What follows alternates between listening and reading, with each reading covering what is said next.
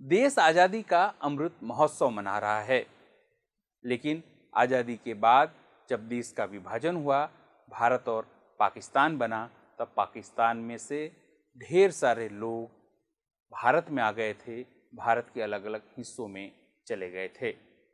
तब गुजरात के अहमदाबाद और अहमदाबाद में भी सरदार नगर में जो सिंधी समाज के लोग आए थे, उन्हें लगता है कि आज भी उन्हें पूर्ण नागरिकता नहीं मिली है। उन्हें क्यों ऐसा लगता है? नमस्कार, मैं हूं अनिल पटेल और स्वागत है आपका हमारे विशेष कार्यक्रम में। सिंधी समाज को क्यों लगता है कि उन्हें पूर्ण नागरिकता नहीं मिली है? देखिए हमारा ये विशेष रिपोर्ट। उसके बाद यहाँ आने के बाद हमें जो भी प्रॉपर्टी हमें मिली है, उसमें आज तक 75 साल हो गए हैं। हमें आज तक उसमें प्रॉपर्टी कार्ड में हमारा नाम आया नहीं है। अरे एनआरसी लागू करना चाहिए। जो हम पहले से यहाँ पे हैं, पहले उनका तो निकाल करो। न हम किसी बैंक से लोन ले सकते हैं, और यहाँ पे जो जिसको कोई ज़रूरत पड़ती है तो बाहर से उधार से 10-10, 15-15 टके से पैसे लेते हैं। अभी तक सरकार की ओर से कोई हमको रिजल्ट नहीं मिला है। जो भी कायदा है उसकी लिमिट है 5 साल, 10 साल, 15 साल, हमको 50 साल से ऊपर हो गया है, अभी कोई रिजल्ट नहीं आई है। पर इतने साल उसके बावजूद 75 साल हो गए हैं, अभी तक हमें इसका कोई भी निवारण, इसका कोई उकेल नहीं आया है सर। 118 एकड़ ज़मीन का अगर उकेल नहीं आ रहा है तो कब आएगा इसका उकेल? जो हम इसको आगे हमारी 3 पीढ़ियाँ निकल चुकी है, आने वाली पीढ़ी को क्या हम सेफ्टी देंगे? हम अहमदाबाद के सरदार नगर में रहने वाले सिंधी समाज के लोग आजकल परेशान हैं, चिंतित हैं। उन्हें चिंता अपने भविष्य की है, क्योंकि 1947 में देशवासियों को एक तरफ आज़ादी मिलने की खुशी मिली थी, तो दूसरी तरफ उन्हें विभाजन का दर्द भी मिला था। यह दर्द आज भी पाकिस्तान से आए सिंधी समाज के लोगों में दिखता है। विभाजन के दौरान सिंधी समाज के हजारों लोग अहमदाबाद के सरदार नगर में आकर दूध में शक्कर मिलता है वैसे आकर मिल गए और यहाँ बस गए। देश आज़ादी का अमृत महोत्सव मना रहा है, पर सरदार नगर में आकर बसे हुए सिंधी समाज के लोगों को लगता है कि आज भी उनका भविष्य यहाँ सुरक्षित नहीं है। यहाँ स्थानिक व्यापारी एसोसिएशन के प्रमुख भरत मंजवाणी जैसे अनेक व्यापारी भी हैं, जिन्हें लगता है कि भारत के गुजरात में रहकर भी उन्हें यहाँ भारतीय होने का पूरा अधिकार नहीं मिला है। अगर उनकी माने तो उनके पूर्वज विभाजन के समय गुजरात के सरदार नगर में आकर बस गए। उस समय उन्हें सरकार ने जो ज़मीनें आवंटित की थी, उनका मालिकाना हक भी आज भी उन्हें नहीं मिला है। न तो वह अपनी प्रॉपर्टी को अपने बच्चों के नाम पर ट्रांसफ़र कर सकते हैं, न ही उस पर बैंक लोन ले सकते हैं, और न ही उसे बेच सकते हैं। मतलब पाकिस्तान से भारत आकर बस गए, 3 से 4 पीढ़ी उनकी हो गई, पर उन्हें अचल संपत्ति अपने नाम पर कराने का अधिकार या उसे बेचने का अधिकार नहीं है, जिससे वह दुखी हैं। ये समस्या जब से हम 1947 में जब ये भागले पड़े थे हमारे हिंदुस्तान और पाकिस्तान के, उसके बाद यहाँ आने के बाद हमें जो भी प्रॉपर्टी हमें मिली है, उसमें आज तक 75 साल हो गए हैं।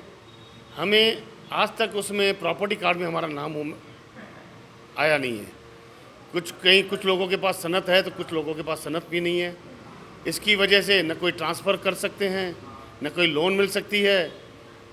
ये 75 हमारे जितने भी हमारे जो प्रतिनिधि आए हैं, उन्होंने बहुत सी कोशिश की है, ऊपर तक गए हैं, पर उसका अभी तक कोई उकेल और निवारण नहीं आ रहा है सर। क्या कारण है, क्या समस्या? कारण हमें भी समझ में नहीं आ रहा है। ये अभी जो एनआरसी का प्रॉब्लम, एनआरसी का जो अभी आ रहा है, मसला आ रहा है, भाई हम एनआरसी लागू करना चाहते हैं। अरे एनआरसी लागू करना चाहिए। जो हम पहले से यहाँ पे हैं, पहले उनका तो निकाल करो, क्योंकि हम 75 साल से यहाँ पे हैं। किसी चीज़ में न हम किसी बैंक से लोन ले सकते हैं, और यहाँ पे जो जिसको कोई ज़रूरत पड़ती है तो बाहर से उधार से 10-10, 15-15 टके से पैसे लेते हैं। हमारी अगर प्रॉपर्टी हो तो हम अपने बैंकों से लोन तो ले सकते हैं। 80 के दायके में इन्होंने एक कॉलम लिखा था कि आप न लोन ले सकते हो, न आप ट्रांसफ़र करा सकते हो। हमें भी अभी तक समझ में नहीं आ रहे थे आगे परेशानी क्या आ रही है, सरकार को क्या तकलीफ है, वो हमसे डिस्कस करे तो हम उसके लिए उसका रास्ता भी निकाल सकते हैं। हमने सिटी सर्वे में रजूआत की, कलेक्टर साहब को रजूआत की, और हमारे एमएलए साहब बलराम भाई ने काफ़ी कोशिश की कि 5206 और साथ साथ में सरदारनगर टाउनशिप की जो भी समस्या है उसका यानी कि उकेल निकले, लेकिन अभी तक सरकार की ओर से कोई हमको रिज़ल्ट नहीं मिला है। उस और रिज़ल्ट न मिलने के हिसाब से हमको काफ़ी सारा नुकसान है। नुकसान इसलिए है क्योंकि प्रॉपर्टी कार्ड में हमारा किसी भाई का नाम नहीं है। जब तक प्रॉपर्टी कार्ड में नाम नहीं होगा तब तक प्रॉपर्टी कार्ड क्लियर नहीं है, क्योंकि मिल्कियत की जो हार्ड है वो प्रॉपर्टी कार्ड है। उसके हिसाब से क्या है, हम यानी कि दुकान बेचने में भी हमको तकलीफ़ हो रही है। कहाँ से अगर किसी भाई को लोन चाहिए फॉर बिजनेस पर्पस वो भी नहीं ले रहा है, यानी काफ़ी सारी समस्या है। और ये 50 साल से भी ज़्यादा हमको हुआ है। हमारे वडीलों ने ये सरकार से यानी कि मिल्कियत ली, और किसी भी कायदे की लिमिटेशन होनी चाहिए। मैं आपको निम्र विनती करूंगा कि हमारा संदेश सरकार की तरह वहाँ आप पहुँचाओ कि ये जो भी कायदा है उसकी लिमिट है 5 साल, 10 साल, 15 साल। हमको 50 साल से भी ऊपर हो गया है, अभी कोई रिज़ल्ट नहीं आई है। इसलिए जल्दी से जल्दी रिज़ल्ट आवे और सरकार हमारा काम करे। तो ये 5206 में 400 से भी ज़्यादा दुकान है। 5206 जो सर्वे नंबर है कुबेर नगर में, उसमें 400 से भी ज़्यादा दुकान है। सिंधी राष्ट्रीय मंच के उपाध्यक्ष कमल मेहताणी की माने तो सन 1947 से लेकर 1950 तक या तकरीबन 1970 तक सिंधी समाज के लोग लाखों की तादाद में पाकिस्तान छोड़कर भारत में आकर बस गए। खास करके गुजरात, अहमदाबाद की बात करें तो 1950 के आसपास पाकिस्तान से आए सिंधी समाज के लोगों के लिए कुबेर नगर से लेकर नरोड़ा पाटिया तक 118 एकड़ जमीन सरकार ने आवंटित की थी। सिंधी समाज के लोग सरदार नगर टाउनशिप में अपना सपनों का आशियाना बनाकर रहने लगे। यहीं अपना बाजार बनाकर व्यवसाय भी करने लगे। लेकिन देश में आज़ादी के 75 साल बाद भी उन्हें प्रॉपर्टीशिप नहीं मिली। स्थानिक प्रशासन से लेकर गांधीनगर तक उन्होंने कई बार अपनी समस्या बताई, लेकिन समाधान के नाम पर केवल कागजी कार्रवाई हुई, पूरा आश्वासन मिला। कमल मेहताणी नाराजगी जताते हुए कहते हैं कि एनआरसी लाकर बाहर के हिंदुओं को सरकार देश में बसाकर सुरक्षा देना चाहती है, अच्छी बात है, पर जो लोग पाकिस्तान से यहाँ पर आए हैं उनका ध्यान भी रखा जाना चाहिए। ये डेवलपर न होने के कारण क्या है कि अभिप्राय है कि वैसे हमारे सरदार टाउनशिप में अगर कोई भी आदमी प्रॉपर्टी बेचता है या ख़रीदता है तो जिस टाइम दस्तावेज होता है तो उस टाइम अभिप्राय चाहिए। वो अगर हमको अभिप्राय होगा तो ही दस्तावेज छूटेगा। उसके लिए क्या है, हमको धक्का खाना पड़ता है। अगर सरकार की ओर से प्रॉपर्टी कार्ड क्लियर हो तो हमको ये तकलीफ़ नहीं आती। और दूसरा, काफ़ी सारा समय हो गया 50 साल से भी ज़्यादा, अगर किसको बिल्डर को या कोई बंगला यानी कि नए सिर से उनको प्लान पास करने का है तो प्लान पास करने के लिए वे हमको अभिप्राय चाहिए। वो अभिप्राय हमको चाहिए कलेक्टर ऑफिस से, बराबर।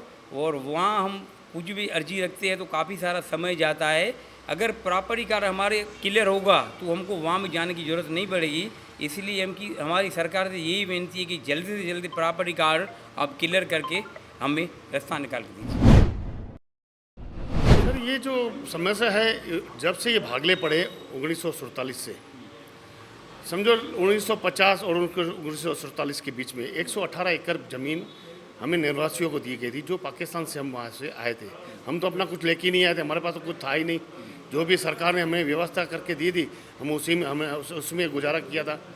पर इतने साल उसके बावजूद 75 साल हो गए हैं, अभी तक हमें इसका कोई भी निवारण, इसका कोई उकेल नहीं आया है। सर, हम बार बार रजूआत कर रहे हैं। जो भी हमारा प्रतिनिधि यहाँ पे चुन के आता है वो भी पूरी कोशिश कर रहा है, ऐसा नहीं है कि वो कोशिश नहीं कर रहे हैं।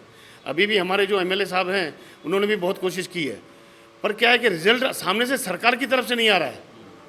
रिजल्ट तो सरकार की तरफ से आएगा ना, हमारे प्रतिनिधि तो कोशिश करेंगे। ये इतने 75 साल में अभी तक हमारा जो, अभी आपसे भरत भाई ने जो बोला गया कि 75 साल में हमारे जो उसमें प्रॉपर्टी कार्ड में नाम लिखे नहीं है, उसकी वजह से हमें परेशानी आ रही है। 118 एकड़ ज़मीन का अगर उकेल नहीं आ रहा है तो कब आएगा इसका उकेल? कब हमको ये देंगे हमको, जो हम इसको आगे हमारी 3 पीढ़ियाँ निकल चुकी है, आने वाली पीढ़ी को क्या हम सेफ्टी देंगे? हम उसको भी तो सेफ्टी चाहिए ना। वो कहेंगे आना जो पीढ़ियाँ चली गई वो भी कुछ नहीं कर सके, हम भी कुछ नहीं करेंगे तो आने वाली पीढ़ी तो तकलीफ में आएगी।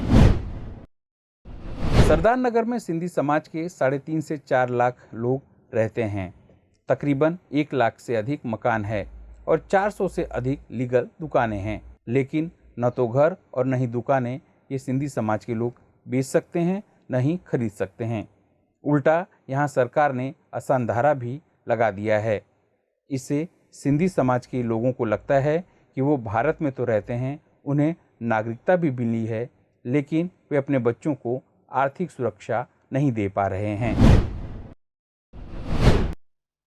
सिंधी समाज के लोग 3 से 4 सिंधी समाज के लोग यहाँ पर 3 से 4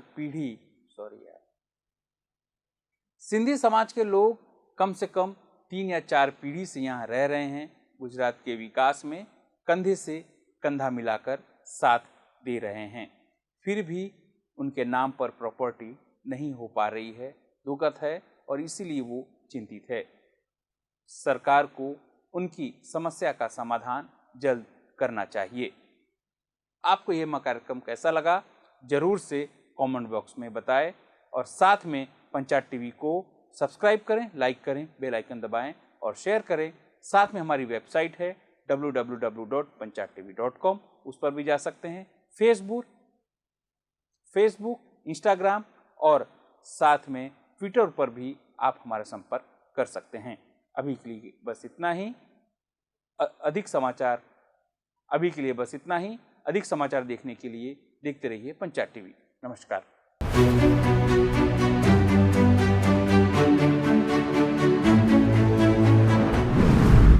ઘર વિહોણાને આવાસ, વિકાસ સાથે જનસેવાનો મક્કમ નિર્ધાર. આપણું અમદાવાદ.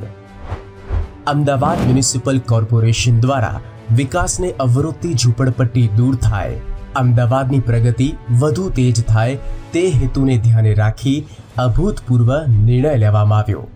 એએમસી સ્ટેન્ડિંગ કમિટીના ચેરમેન શ્રી હિતેશભાઈ બારોટ દ્વારા જનસેવા અને વિકાસ બંને સિદ્ધ થાય તે માટે ઝૂંપડપટ્ટીની જગ્યાએ ઘર મળી રહે તેઓના રહેવાની વૈકલ્પિક વ્યવસ્થા ત્વરિત ઊભી કરી શકાય તે અનુસંધાને નિર્ણય લેવામાં આવ્યો. એએમસીના હદ વિસ્તારમાં ટીપી સ્કીમ અંતર્ગત મળતા પ્લોટ પૈકી ગરીબ આવાસ યોજનાના પ્લોટમાં મકાનો બનાવવામાં આવે છે. 28 ચોરસ મીટરના આ મકાનો વિવિધ સુવિધાથી પરિપૂર્ણ હોય છે. શહેરના જુદા જુદા વિસ્તારોમાં 23,000થી વધુ આવાસોનું નિર્માણ થઈ રહ્યું છે. તેમજ નવા મકાનોની નિર્માણ પ્રક્રિયા પણ ચાલુ છે. પ્રધાનમંત્રી આવાસ યોજના અંતર્ગત નવ નિર્માણ પામનાર અને જેનો ડ્રો નથી થયો તેવી આવાસ યોજનામાં 10% થી 20% સુધીના આવાસોને ઝૂંપડપટ્ટી વિસ્તારના નાગરિકો માટે ખાલી રાખવામાં આવશે, જેથી તેઓની સ્થળાંતરની પ્રક્રિયામાં અગવડતા નહીં ઉદ્ભવે. વિકાસની ગતિમાં ઝૂંપડાને કારણે અડચણો ઊભી નહીં થાય તેમજ કાર્યમાં થતા વિલંબને કારણે વધતા ખર્ચને પણ અટકાવી શકાય. ઘરના ઘર સાથે વિકાસનો નિર્ધાર કરતું અમદાવાદ મ્યુનિસિપલ કોર્પોરેશન.